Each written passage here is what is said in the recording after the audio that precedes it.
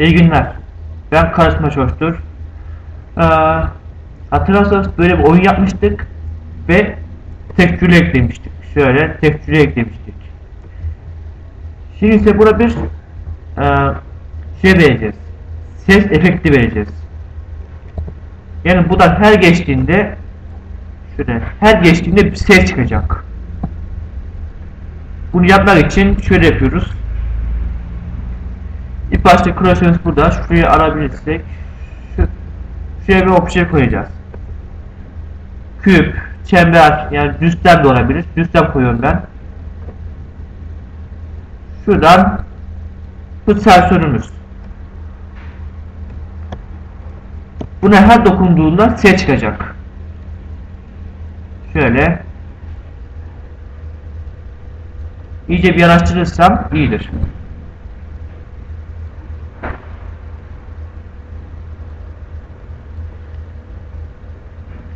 Şimdi buradan bir geçiyorum ben. Şöyle oyunu başlattım ve şöyle bir geçiyorum.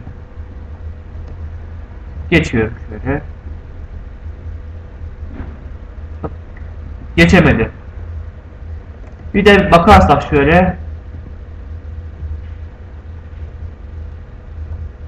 Bir daha bakarım. Evet, geçemiyor.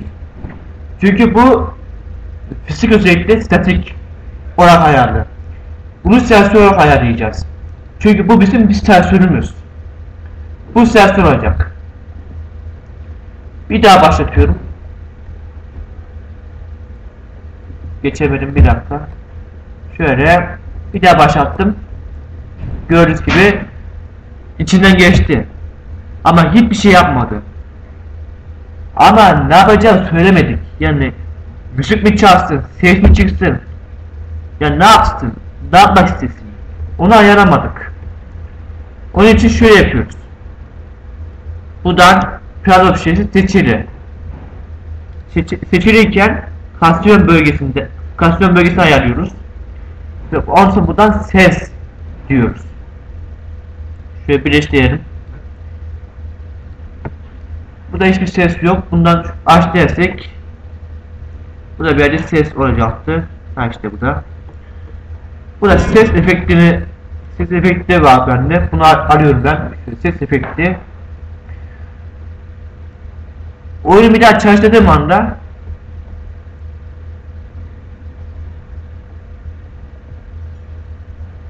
gördüğünüz bir ses çıktı. Ama şöyle bir daha dikkatlice dinlersek, bir daha dinleyelim şöyle. Evet. Ses çıkmadı ama ses var. Yani sesi var ama çıkmadı. Bunun sebebi üstünde durmamız gerekiyor. Ama ben üstünde durmak istemiyorum. Birdenbire geçmek istiyorum. Bakın. Şöyle. Göz gibi üstüne durmadığım süreçte anda ses çıkmıyor. Evet. Ses çıkmıyor. Bir daha oynatırsam bir.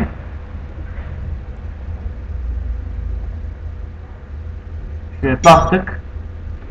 Gördüğünüz gibi ben buradan birdenbire gittiğim anda ses çıktı ama kısa kesti. Yani bir daha ses çıkmadı. Orijinal sesi de şu. Gerçek ses bu.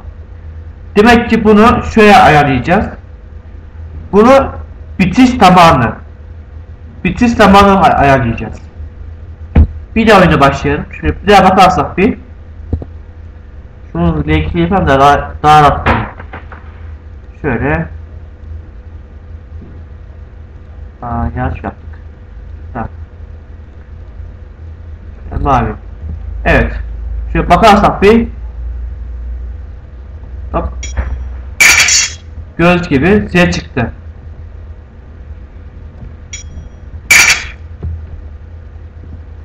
Şimdi bunu kameramız bunu görmesin. Yani oyun oynarken görünmesin. Bunun için fizik özelliğine gelip şu kamerayı kapatıyoruz. Ve P'ye basıp başlattırırsan da görünmüyor. Bir oynayalım bir. P'ye basarım. Gördüğünüz gibi ses çıkıyor. Şimdi şuradan geçtiğim an, şuradan geçersem herhangi bir ses çıkmayacak. Şöyle geçtim. Şunu bir yavaşlatayım en iyisi. Evet. Buradan geçtiğim an ses çıkacak. Evet, ses çıktı. Ama buradan geçtiğim an ses çıkmayacak. Gördüğünüz gibi ses yok. Çünkü sadece burada var. Yani başka yerde yok. Bunu kopyalayıp böyle koyacağız. Bunu shift ile kopyalıyorum ben. Şöyle şuraya doğru aldım. Şöyle calmış oldu. Ve aynı şeyi buraya da koyuyorum. Şöyle.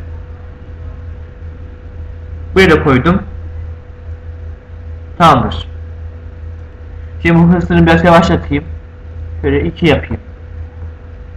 Şöyle ve P'ye bastığım da o mavi düzlemde görünmeyecek. P'ye basarım. Bakın gözükmüyor. Şimdi bu oynayalım bir. P oyuna başla yani. Geçiyorum.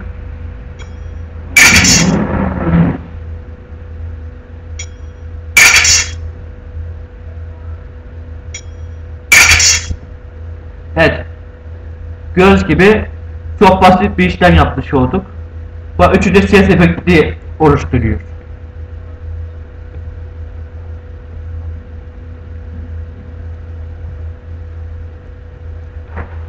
Şimdi ise gelelim şuna. Dokuya geçtiğim sanda ve oyuna başladığım sanda şöyle başlatalım.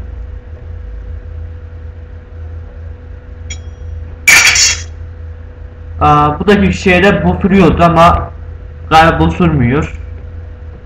Evet.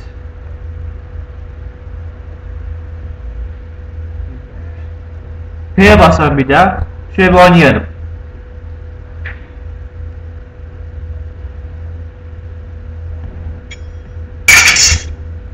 Şuradan geçelim bir.